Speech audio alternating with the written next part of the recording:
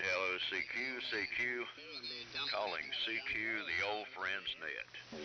This is WA4LLR, Dave in Burnsville, North Carolina, calling CQ, the old friend's net. This net meets 3 times weekly on this frequency, Tuesdays and Thursday mornings at 8 a.m., Sunday evenings at 4 p.m. Conducted in the Amplitude Modulation mode, carried out in the roundtable format. Good place to look for information, parts, maybe trade a rig or two, catering mainly to the vintage equipment genre, but any station that can generate an AM signal is welcome to participate. So CQ, the old friend's net. Stations wishing to take part, give me a call and come now. N4LQ. K4GDN. After 6 o'clock, we went to 3755, and I don't know where about the hours out of Georgia somewhere. Up there, up north. W4MEC.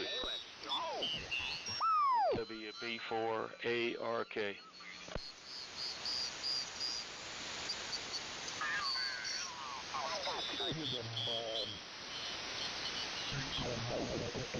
Georgia, which is Man, I am getting some tremendous competition from sidebands so far.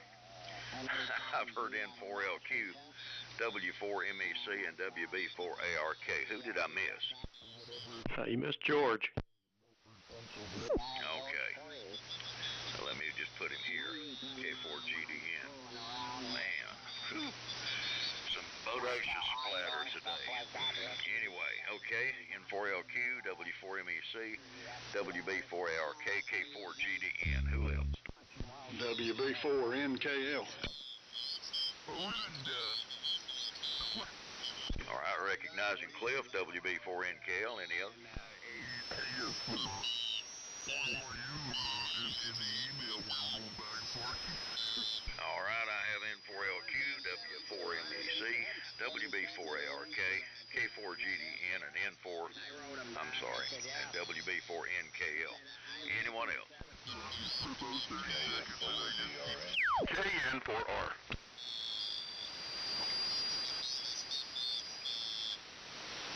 All right, recognizing Greg, KF4DRN, and KN4R. Any other?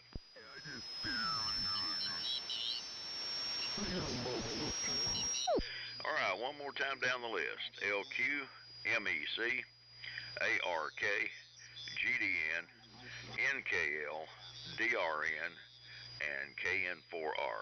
Anyone else? All righty, good morning to everybody. I hope conditions improve here a little shortly. We've got 28 degrees, about an inch of snow, and some pretty good wind. Running the Johnson 500 and receiving on the 183D. So, Steve, down to you. N4LQ, WA4LLR. WA4LLR, N4LQ. Well, you got my meter pegged on the 75A4, and you're all I hear. I hear a big thump, and there's Dave. I've got the Darth Vader speaker hooked up to it right now, and it sounds good. Good audio. Let's see. Well, it's 34 degrees. I think it's supposed to go up to close to 50 today, and it's going to be a sunny day here in Shelby, and I'm on the DX100B, running about 100 watts carrier, and the horizontal loop antenna.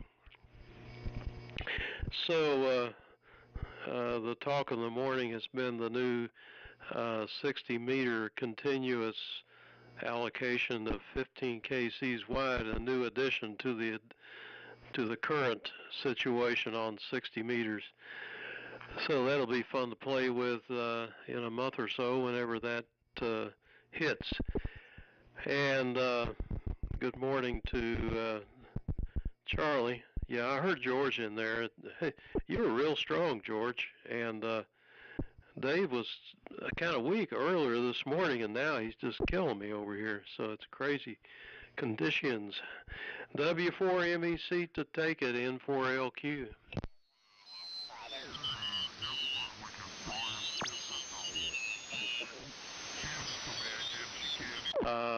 W4MEC. How about it, Charlie? Yeah. N4LQ, W4MEC. I had George written down after Steve, and my brain was tuned in for him to pick it up. So I'm not sure where he goes, but yeah, maybe you can turn it over to him after I'm done, because he was right there at the top. But figured out, I guess. Anyway, yeah, we're in the shack today, and curious about the fact that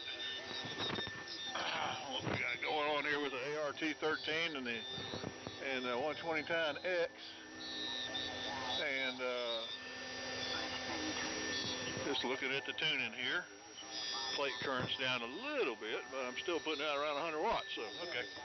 And it's 32 degrees here. A little nippy this morning. For some reason, all my thermometers are agreeing. I got a pretty good copy on everybody, including George, but the sideband fairly close there. Must be distance.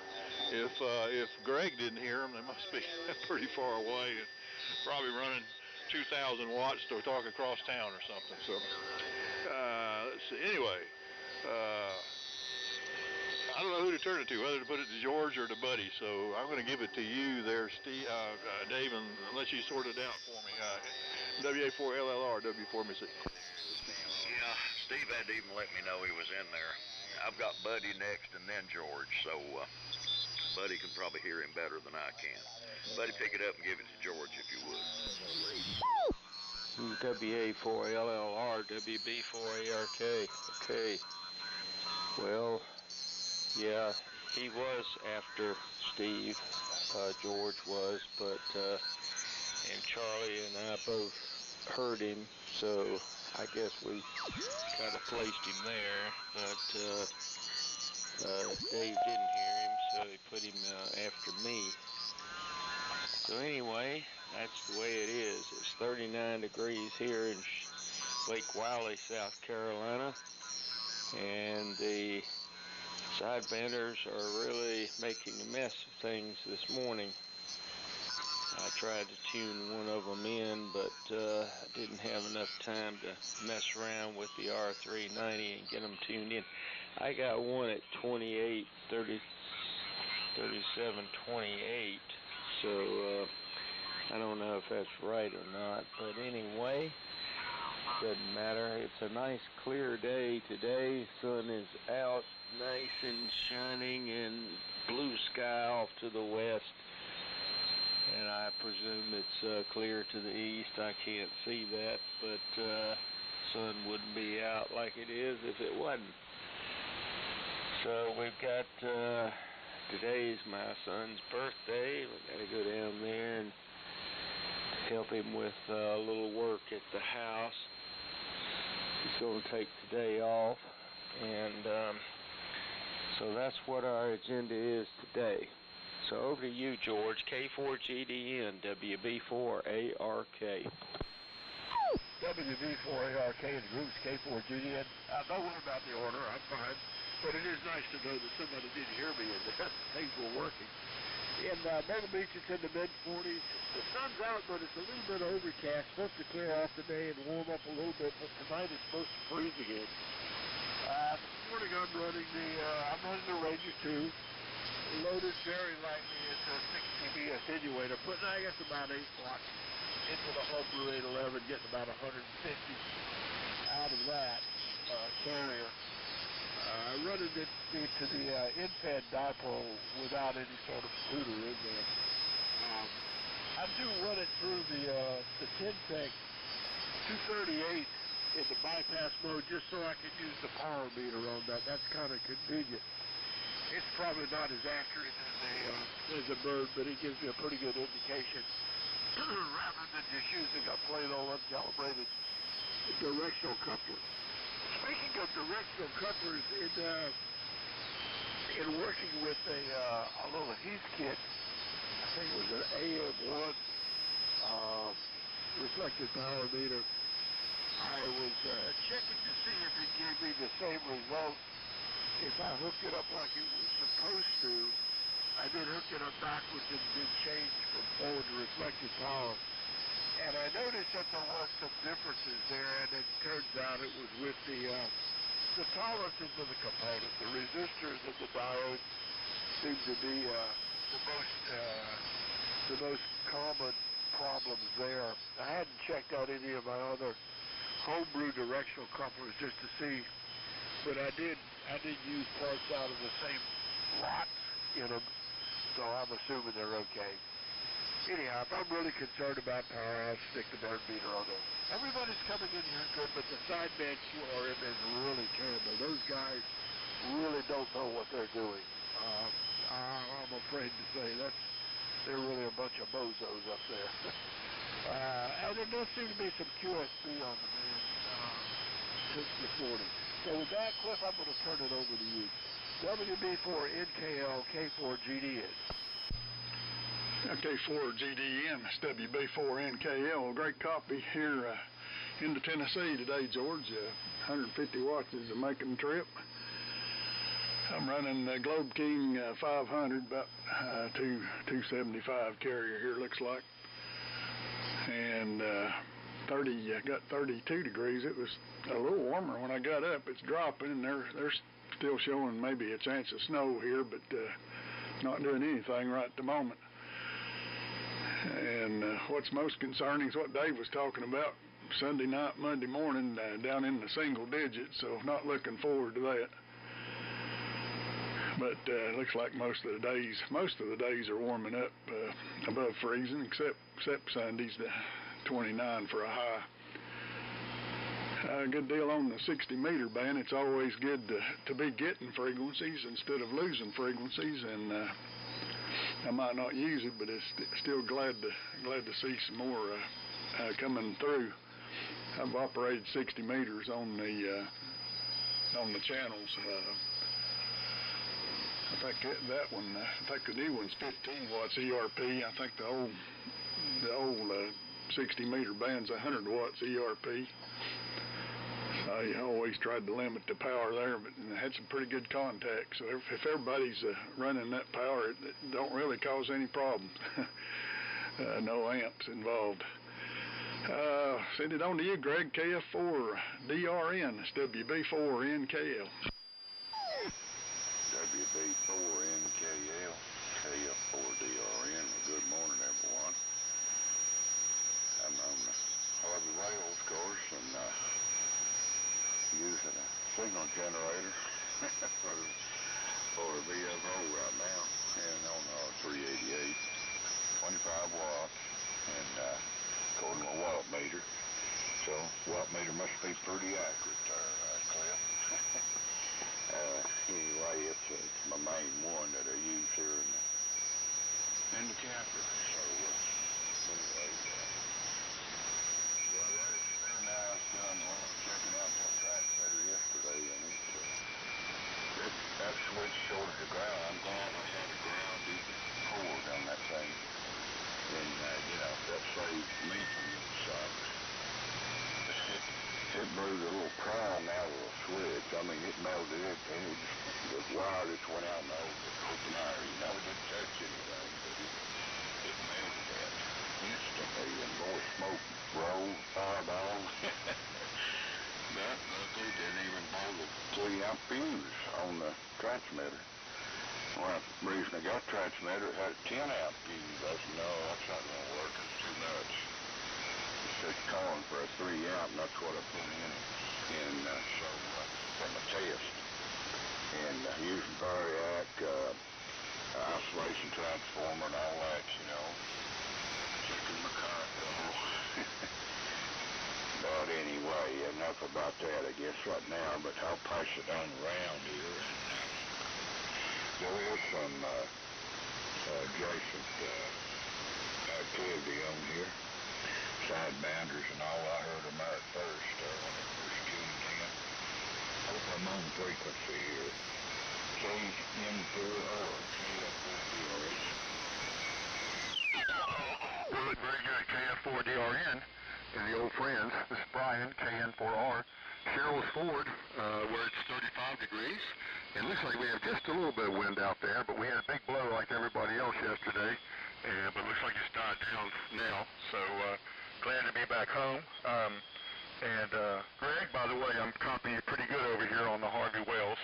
Copying everybody else just fine as well. So anyway, we're just trying to get through this week. We got a little preschool grandchild thing happening over in Davison here at lunchtime, and then my wife's getting ready for to host her Mahjong group over here on Friday, and then we've got our bridge group coming over on Saturday. So maybe after this week, things will settle down a little bit. And Steve, I don't know if you were on earlier this morning, but I heard Mac W4AX say something about an HT20 that might be free. Now I don't know if I heard it right or if someone hasn't gotten it or not, but anyway, I thought that was kind of interesting because they're pretty hard to find. So anyway, back up to you, Dave. WA4LLR in the group, KN4R. All right, fine business, Brian. Sounding good up here this morning. Do we have any other check-ins for the old friends? Come now. All right, nothing heard. Well, on this end, it seems like the sideband signals have died down, which makes copy much more pleasant. And George, you're coming through quite nicely now. I apologize for not hearing you before, but man, I'm telling you, the sideband was so strong that they about covered Steve up. Anyway, let's see here. Looks like I'm the cold spot for today at 28. And Brian, sounds like you got a a busy schedule.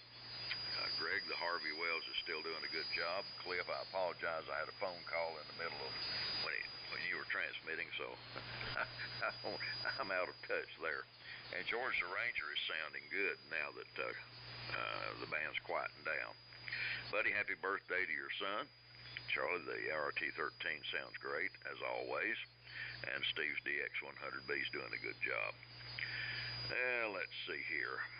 Space weather. Sunspot count's 134. Solar flux index is 168, and the K is 2. Few items from this day in history.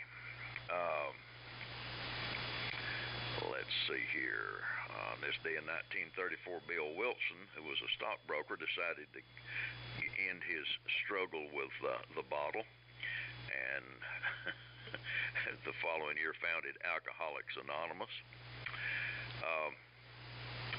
On this day in 1941, Germany declared war on the United States. On this day in 1961, the first U.S. helicopters arrived in South Vietnam.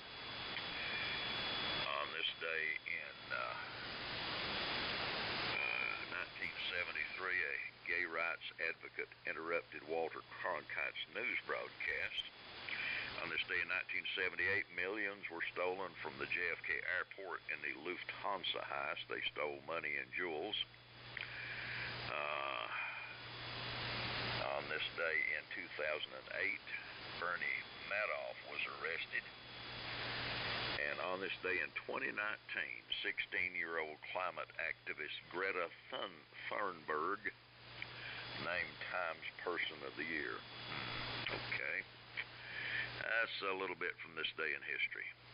Well, hopefully I don't have too much going on today. Hopefully I can just stay in the shack and tinker a little bit and not have to venture out. We'll see how that goes. Steve, back down to you. N4LQ, WA4LLR, N4LQ. Well, some history just doesn't deserve to be repeated, does it? Let's see here.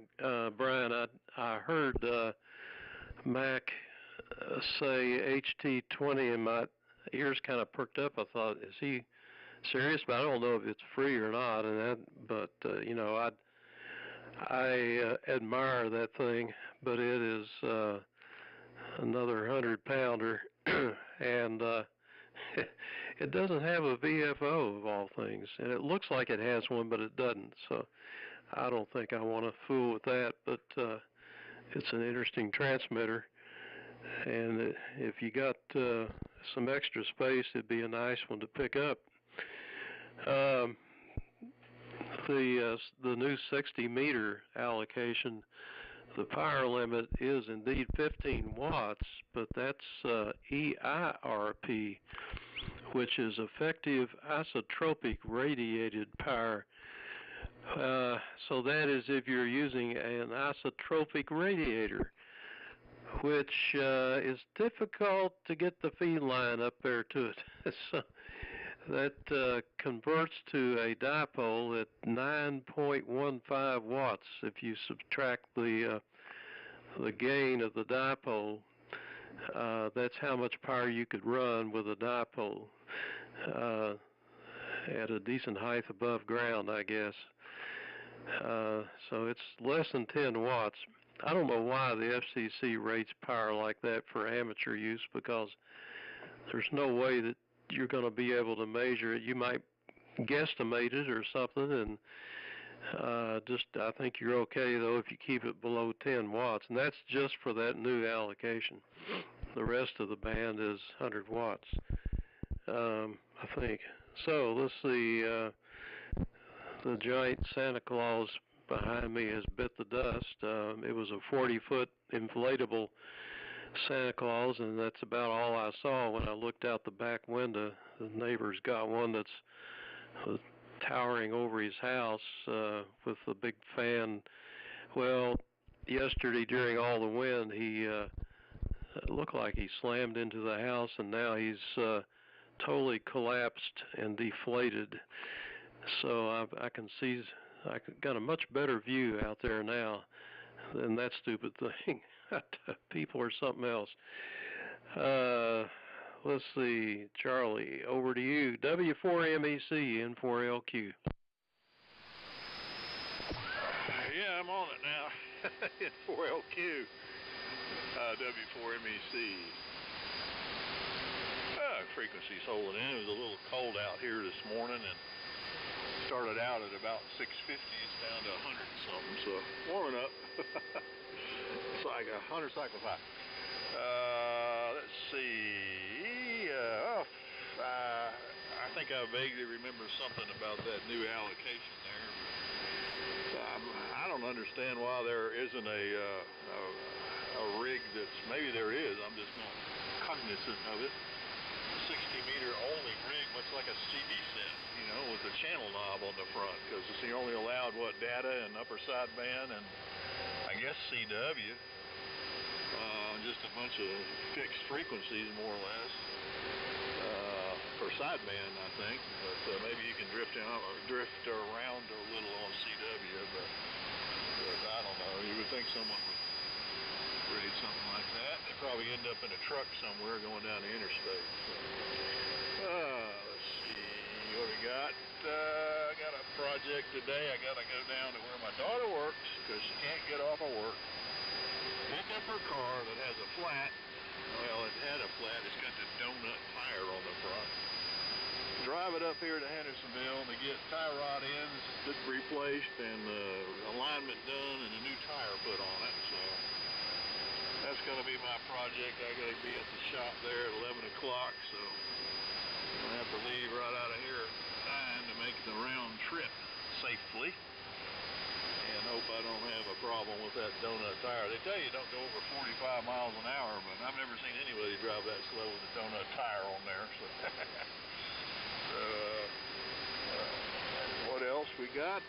My wife, we had a gun club meeting on Tuesday, and my son is in Oklahoma City, and I emailed him. I said, I'm glad you're in OKC, and I had a club meeting because my wife went with the daughter-in-law and the granddaughter to watch the grandson play in a band concert at school.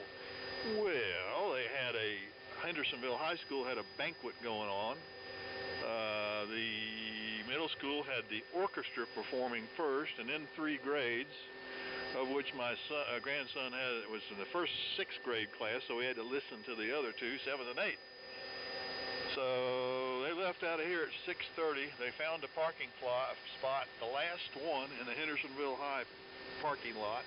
There was no parking to be found, and the distance from the middle school to the Hendersonville High is appreciable, so they had to hike it. And they got home at 9:30, and they were not happy campers. So I told my son we were lucky, so we're probably going to have to pay for it at some future date. WB4ARK in the group. Oh, happy birthday to your son there, buddy. WB4ARK in the group. W4MEC. Okay, W4MEC, WB4ARK. Well, sounds pretty good, but I tell you, your daughter has had more trouble with that car than I think we had with our daughter's car and my son's car all put together. Oh, me. A bad tie rod ends, good grief. What next? You'll have a new car pretty soon with all the stuff that's been replaced. Well, if I didn't say it was 39 degrees on the first round, it is 39. So, anyhow, yeah, I tell you what, the wind here is fairly strong. It's whipping stuff around really nice outside. Trees are moving, flags are flying, and so that's the story here with the wind situation. And I was going to comment about Steve's radio. Yeah, Halocrafter, those radios were very heavy back in the days. My HT32B and SX101A, they're all pretty heavy, and I don't think they lightened up until the next generation of design came out. And so yeah, you're gonna have to, and probably it's not in all that great a shape either. So anyhow, let's see what else we got. I guess that's about it for right now. We've had no measurable or any kind of precipitation here in the last 2 days, so we've been pretty good in that respect. And it's supposed to get a little bit warmer today, so that'll be nice to be outside doing a little bit of work.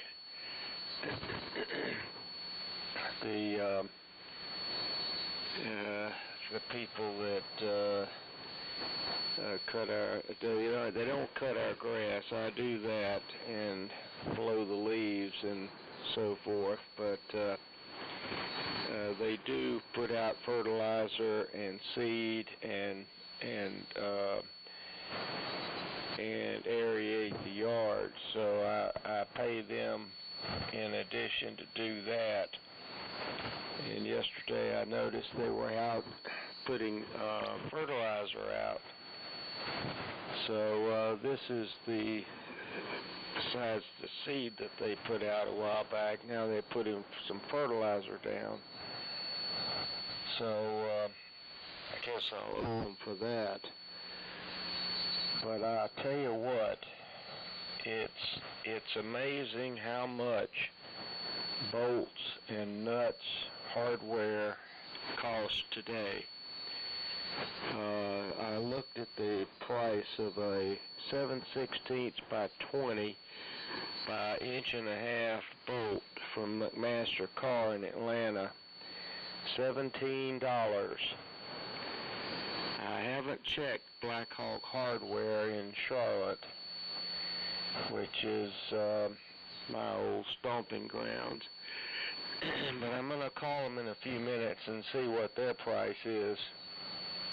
I've got several other bolts that we need, and I'm going to wait and find out what the cost is there before I track up there and see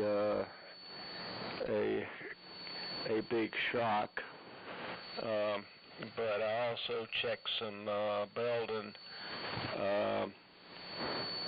wire, single conductor wire, number 16 and number 20, and I was shocked. The price was over $100 for a 100-foot spool.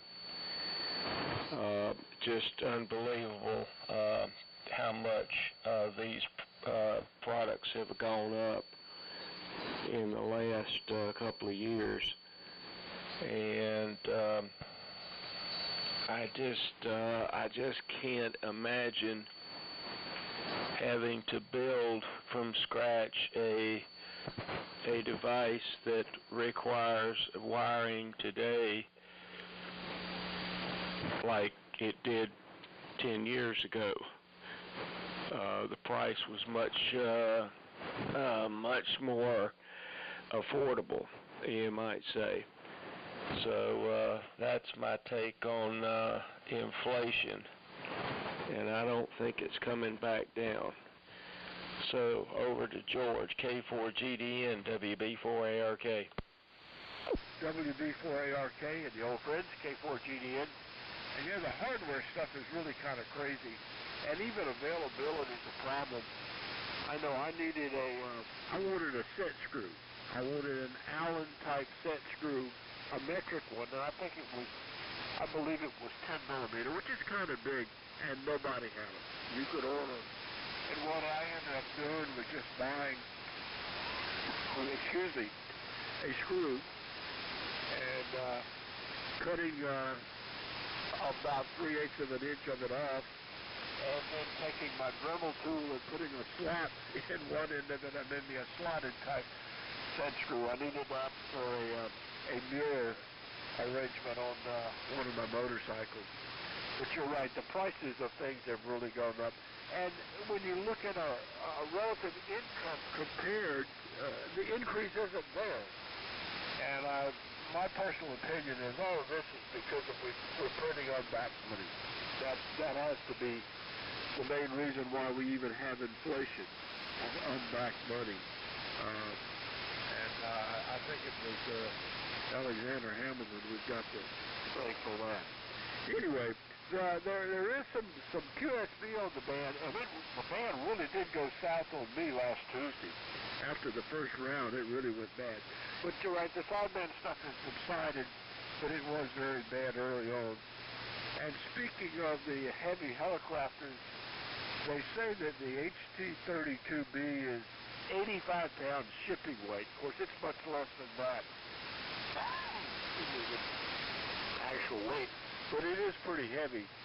But it's not quite as heavy as the B&W 5100B. Man, that thing was really a tank to deal with. Of course, it had high-level modulation, too, which the HT-32 doesn't have, which makes a good bit of difference. But I have tried to get rid of most of the real heavy stuff. I guess the 32B is about as heavy as anything I've got now. I still got a couple of heavy receivers. Some of the old Nationals are kind of heavy, and my 75-83 is a little heavy, but I can handle it. I'm copying everybody real well with the exception of Greg. The USB is really taking him out pretty bad, but everybody else is coming in here pretty well. And like I said, I'm putting on I'm guessing around 150 watts carrier out of the homebrew 811 into the in-pit halfway. So with that, let's see. I'll pass it on to Cliff. WB4NKL in the group, K4GDN. K4GDN. It's WB4NKL. Good copy, George. You're still a good signal in here. Buddy, you might on the internet, take a look at boltdepot.com. It's one word, boltdepot.com, and I order a lot of stainless steel small hardware from them, but they've got bigger bolts too, and you can usually get it in stainless cheaper than local folks have got it, and just not stainless. So you might take a look at that, and I've had good luck, and they're pretty quick on shipping stuff out too. I'm not sure where they're actually located.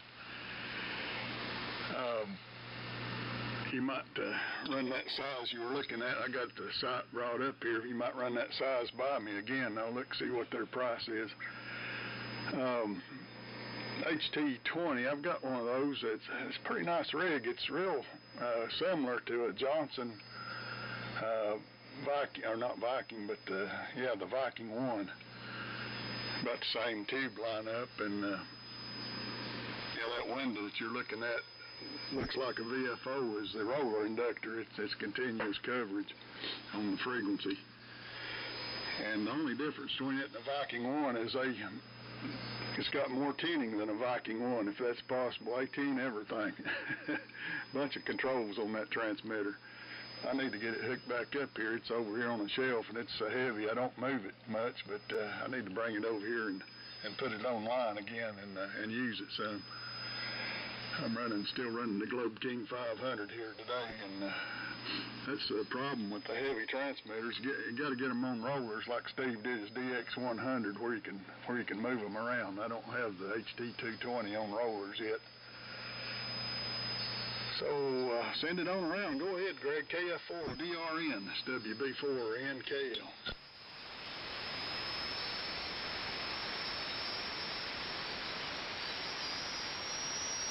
How about it, Greg?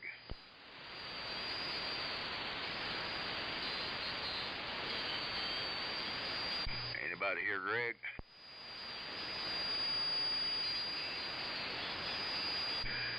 Go ahead and pick it up, Brian. KN4R, WA4LLR.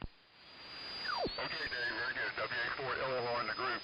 KN4R returning. Okay, yeah, I didn't hear Greg either. So, anyway, and by the way, I'm on the GRC9 here this morning. My old standby. It's just a fun rig to play with. So, and very good on this day in history and all the comments, and sounds like the HT20 might be a good pickup for somebody. I think JON has one as well, if I'm not mistaken, or the Meisner equivalent. So anyway, I've got to run, got to clean up a bit here, and then get myself cleaned up and out of here just a little bit. So I've enjoyed it. Great day back home. You guys carry on, and looking forward to some shack time Sunday and beyond, especially if it gets cold like it sounds like it's going to. So 73s to all, and everybody have a great week. And I'm going to send it back to you, Dave. WA4LLR in the group, KN4R, 73s. All righty, fine business, Brian. GRC9 sounds good. Well, let me stand by any late check-ins for the old friends. Come now. Okay, nothing heard. Greg may have had to go check on his mom, don't know. Well, let's see here. The HT20. Yeah, I was just looking at a picture of it. I think it's the only one I've seen that has more knobs than the Viking 1 or Viking 2. And looked like I was noticing it sold for $450 in 1950 or 52, somewhere in there. Today, that's the equivalent would be a little over $6,000 for that transmitter. And George, your signal's wonderful now. I mean, it's just booming in up here. And buddy, hardware cost and wire cost. Man, I was looking at some wire the other day, and good Lord, I am so thankful I've got kind of a scrap pile of wire that I have repurposed and pulled out of for years. Oh me. And Charlie, I have to echo, buddy, you and your daughter's car are constant companions. Oh me. I tell you what, and yeah, sorry about the parking and all the walking for the band concert. And I'd say you and your son lucked out on that one. Oh me. And 60 meters, Steve, you were talking about the 9.1 watts. I guess, well, you know, if you're really that big on digital or QRP, I guess it's worth the effort, but that seems like much ado about nothing, but everybody has their own opinion. Anyway, I don't have a whole lot more here, but we'll at least do another 73 round, or we've got time for another just plain old round, and it can be 73 or whatever. So, Brian has checked out, and Greg, we don't know, but we can turn it to him and see if he's back when he gets around to it. So, Steve, down to you, N4LQ, WA4LLR. Okay. WA4LLR, N4LQ. I was thinking about John VVC, and he does have a HT9, Hallicrafter's HT9er, and that's the biggie. And it's, you talk about a monstrosity. It's the only one I've ever seen, but it's 28 inches wide, and it covers 160 through 10. It weighs 120 pounds, and it's just another 100 water. But that was their biggest one at that time, I guess it's for ham radio use. But let's see, 75 watts AM, 100 watts CW. So I don't know what year that was. 1947 for the HT9. Let's see here. What else did I have? Trying to think. Boy. Yeah, the 60 meter thing. That new allocation. It's continuous. But it's 15 kcs wide, and you have to use your VFO to select the frequency, and you can put yourself anywhere you want within that little piece of the band. But the rest of the channels still stand, and so they're precisely on right. I've got a little printout here on a piece of paper I keep laying here, so if I ever operate there, I can look it up and see where to go. And it's pretty easy with just a regular rig, you know, with the like the ICOM. Just set your frequency and you're there, so it's no problem. The 9 watt thing is just a matter of turning the power down, and yeah, less than 10 watts is plenty for CW and for some of the digital modes. So I don't know. I hear all kinds of stuff on there, military or commercial. I don't know what it is. Probably military stuff that's kind of in between the channels. All right. Well, I guess I'll go ahead and I'll say 73s since this is probably the last round, I'm estimating. And Greg, if you're out there and you hear us, we're still open for you there. We're listening for you next time around. So I'll turn it over to Charlie with all the car troubles, W4MEC and 4LQ. Okay, Steve, N4LQ in the group. W4MEC. Yeah, well, story of my life with my daughter in that car. She'd always had bad luck with cars, so. But anyway, let's see, buddy. I'm sure you're looking for high grade bolt, but you know, Tractor Supply still sells them by the pound. And I don't know. They must have it. They must have it figured out, you know, instead of charging by the piece where they charge by the pound. But now I know they have stainless. They do. I know they have grade 8 bolts. So I don't know if they got the size that you need lengthwise. I know they've got, what did you say, 7/16 or 9/16? I know they cover those ranges, but I've gone in there to get a whole bunch of cap screws and nuts and all that stuff, and compared to buying them by the piece at Lowe's or Home Depot, it's worth the effort there. So anyway, it might be an option, but you might be looking for a specific quality of bolt there. Wire, I don't know. You know, you can get the foreign stuff cheap. You know, I think that's the reason they got it set up. But of course, Belden wire has always been expensive, coax especially. So Belden RG214 was one of the better ones, and I can't remember what it went up to at one time, but we had to quit using it. Went with another company, Times, and they were quite a bit cheaper, and the coax was quite a bit crappier too until they sorted things out.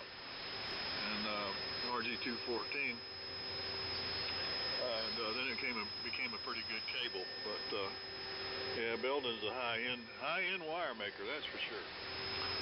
So I'll listen all the way to the end here. Brian, I'm glad you made it home okay. Your rig sounds great. So good and strong here. So east-west is doing real well. Bad conditions. Let's see. I have something about George there. No, I didn't have a set screws. Well, you know, the fallback is to go on Amazon and put in set screws. You end up buying a kit of them, and I needed that for metric screws. I needed these super tiny metric screws. I mean, they're like number 80s in an inch scale, but I needed to buy these screws, and I couldn't find them anywhere except in a kit from Amazon, and it was $9, and I got like 500 screws, and I used one of them. So, but I couldn't find it anywhere, and by the time you find one and you pay for shipping, it's going to cost you more than $9 anyway. So now I got a nice box of teeny tiny socket head metric screws, just waiting for the next tiny screw need. So the other question to that is if I can find it when I need them, find the box of screws when I need them. So. All right, we'll see y'all fellas, what is it, next Sunday, and if I ever fix my darn connector on my 160 meter antenna, I'll try that again. So 7-3 all, good to hear you this morning. WB4ARK in the group, W4MEC. W4MEC, WB4ARK, okay, Charlie. Well, a number 80 screw is not metric. And you said you had lots of metric. Well, I don't know. Anyhow, I'm going to say 73 at this point, and wish everybody a great rest of this week. And looks like my frequency's down to 15100 now. So, yeah, I don't know what it is about the ART transmitter, but the VFO drops in frequency from the time you turn it on, and mine's up about 15600, and it drops down to 15100. It's 15.085 now, actually. I'm wondering if this is an occurrence after the years of being manufactured, and that it's beginning to drift now, or if it was a situation that existed when it was actually manufactured. I kind of think it was that way all along. So they had pretty wide receivers, so they didn't have to worry about that too much. Anyway, I'm going to say 73, and thanks for calling the net, Dave, and we'll see everybody hopefully on Sunday. So over to George, K4GD and WB4ARK. Okay, WB4ARK in the group, K4GDN, and 73 to everybody that's out there. I'm going to say 73 on this round. I've got some stuff I got to get done today, some more Christmas stuff. Anyway, and Dave, thanks for calling the net, and I'm not sure I'll be in on Sunday, but hopefully I'll be back next Tuesday. So let's see, goes to Cliff. WB4NKL in the group, K4GDN. 73, guys. Okay, George, still pretty good copy, WB4NKL. I'm going to get in and warm up a little bit. Shack, I got it warmed up to about 60 degrees, but it's still a little chilly if you're sitting still. So enjoyed it, and thanks for calling it, Dave. And buddy, check out that bolt depot. I think they could save you some money if you want to order the bolts. They've got grade 8 stainless steel and all kinds of different varieties, and quite a bit cheaper than anywhere else I've found. 73's, go ahead, Greg, if you're back. KF4DRN, it's WB4NKL. Well, I guess Greg had to head out. All righty. Well, gentlemen, I've enjoyed it this morning. Band ended up being really, really nice after the QRM died out. And George, your signal has stayed strong. So good conditions between here and Myrtle Beach. Well, gentlemen, stay warm. I'll say 7-3 and God bless. And Lord willing, we'll try to do it again Sunday afternoon. So this is WA4LLR, Dave in Burnsville, closing this session of the Old Friends Net, 7-3.